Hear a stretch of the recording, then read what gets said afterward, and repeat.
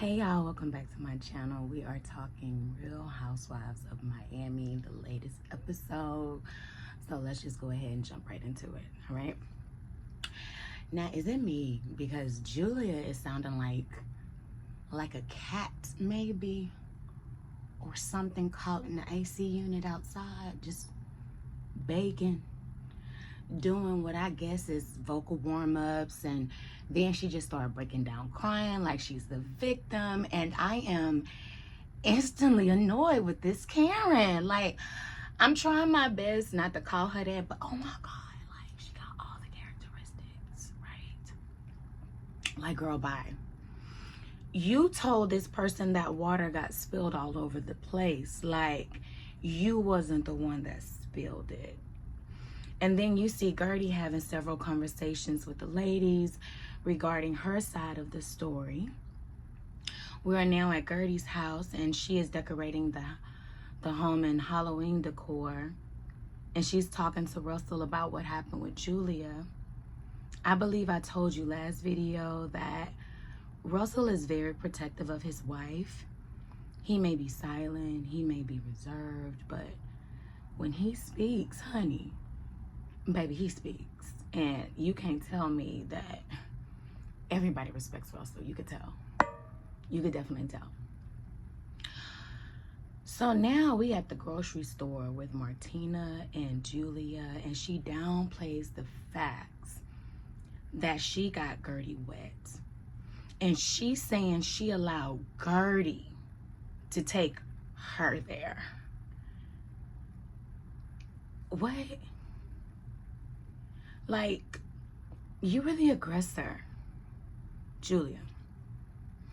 How can you insult someone, cry, and then say they are the reason you assaulted them? Like, that is pure Karen behavior.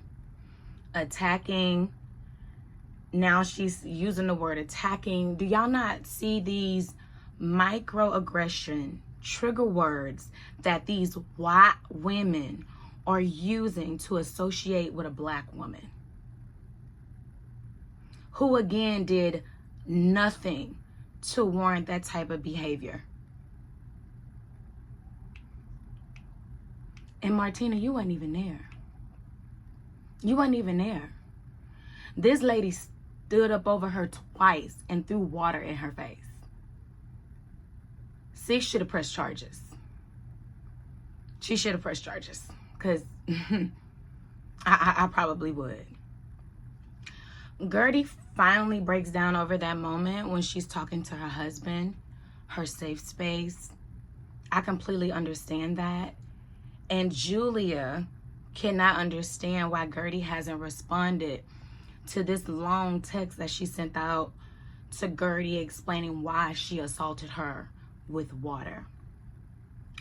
In my opinion, it shouldn't have been a text. It should have been way much more. The apology needs to be as loud as the disrespect. And girl, to be honest, I would be surprised if Gertie missed your baby shower on purpose. I wouldn't have went. She just so happened to be in New York conveniently, but I doubt she would have wanted to go after she had to fetch the news that you had children anyway. Fast forward now, we see Larsa. We meet her friend Stephanie, and they're boarding a private jet to go get some dogs. Stephanie keeps it real in her confessional and says she really didn't want to meet Larsa at first. Girl, I would feel the same way. Like, I'm your friend, I'm not her friend. Okay? But here she is. She made it clear that she did not get to where she is by her husband's name. But sure, she got a little bit of help. Of course, that's what your husband, your partner, your helpmate's supposed to do. Help you get to the next level. Nobody did it alone. That's what my pastor used to say a long time ago. He was like, yeah, you might be self-made, but you got some help along the way. You had some type of village. You had some type of support system to get you to where you at. So he used to say that a lot. Nobody does it alone. Marisol calls Larsa to let her know that Alexia and Todd decided to extend their divorce proceedings by 3 months. Neither one of them wants to get a divorce. Marisol then stops by Lisa's house to send her condolences, and they talk about the wedding reception. Alexia joins them, and Lisa tells them her side of things of what happened in Milan.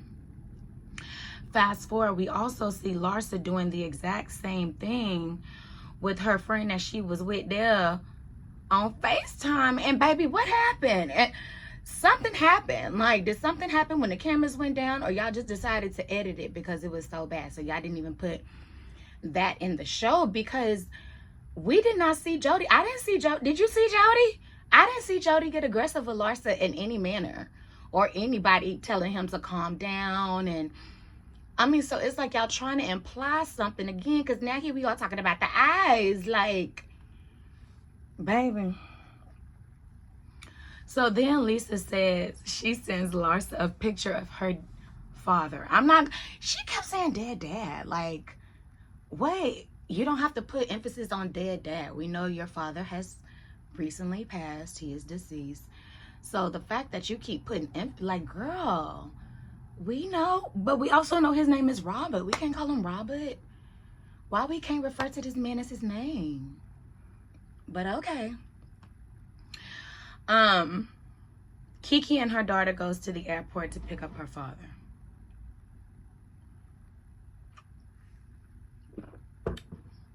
When the dad get in the car, he and Kiki catch up, and she learns that he has a 3-year-old son. So she has a 3-year-old brother, and now he has a total of 7 kids. Do you see how these hypocrite parents live their own lives, but then have a different set of rules for their adult children? Kiki couldn't pose in a bathing suit, but the papa could be a Rolling Stone. That was okay. Larsa, Marisol, and Julia meet for drinks.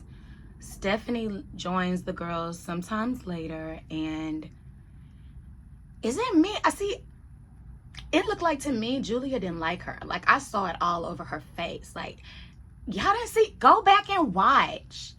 Go back and watch the facial expression Julia was making when, what's her name again? Stephanie walked in the room.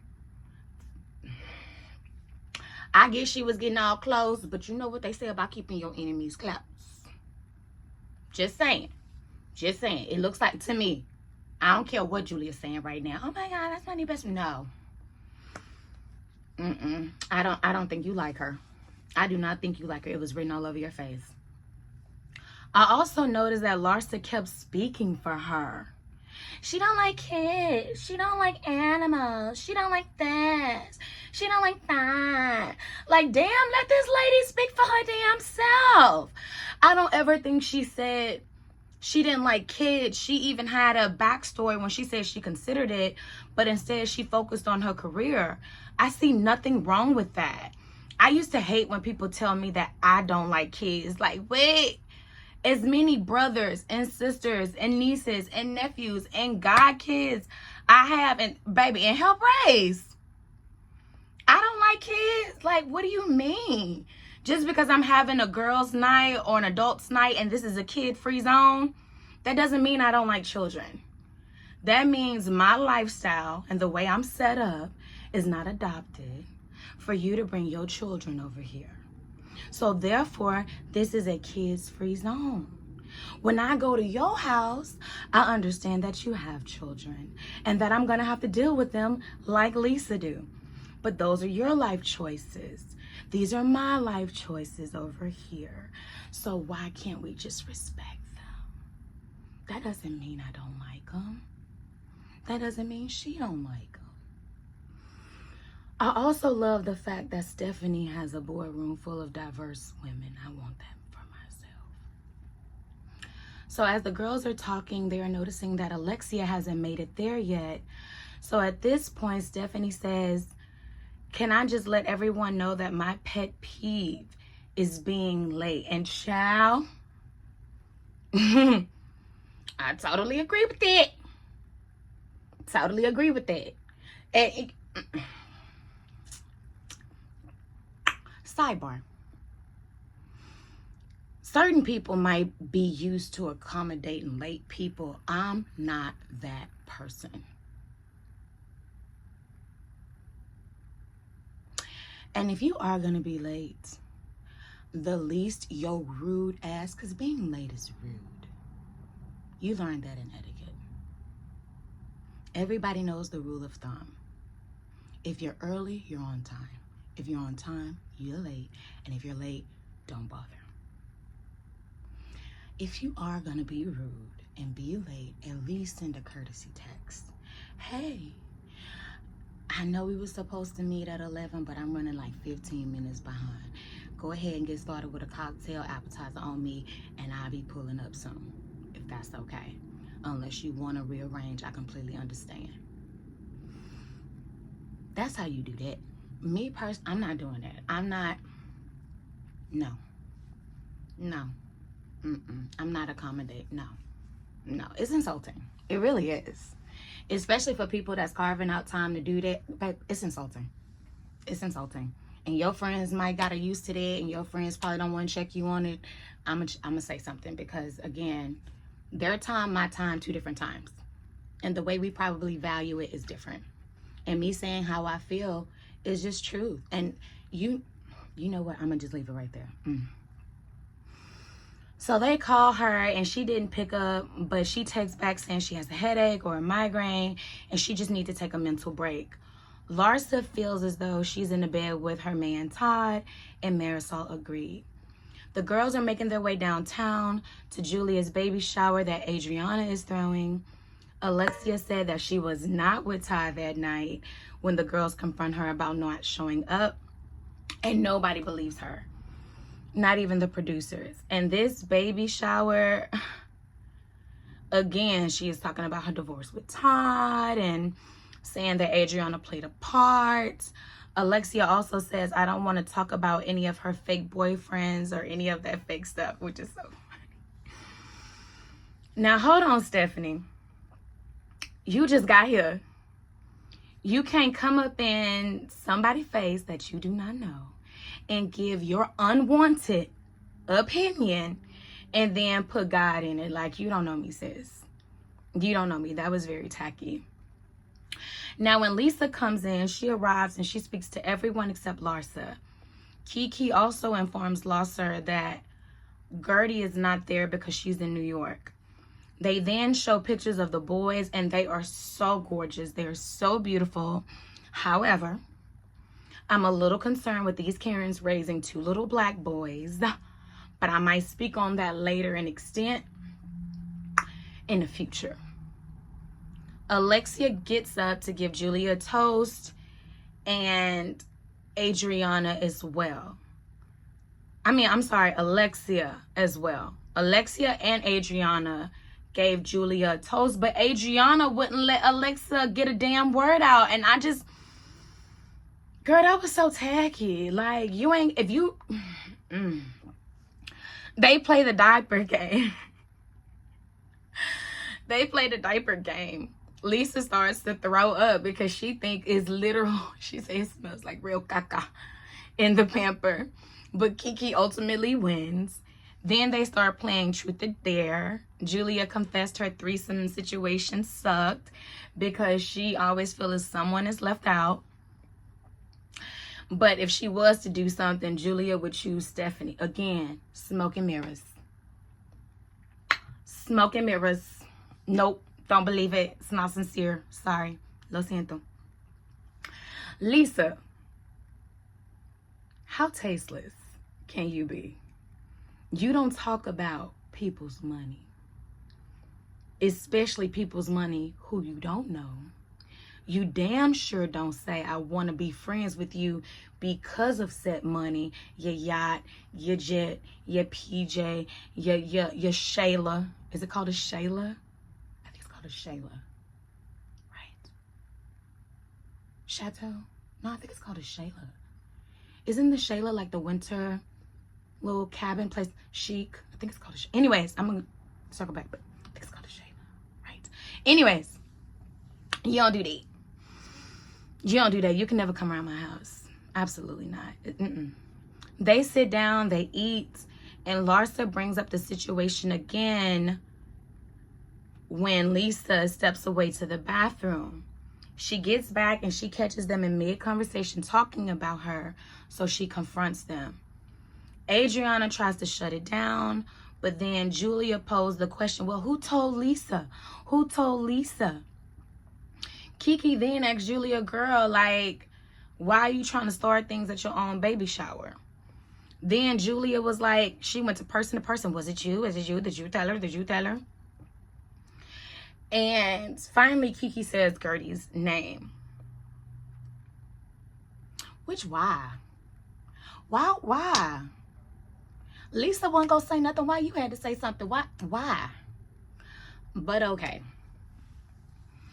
Honestly, I felt like having the conversation regarding Lisa's father doing a baby shower was in poor taste, and I thought it was so rude. I didn't like the fact that she kept referring to Robert as my dad, my dad.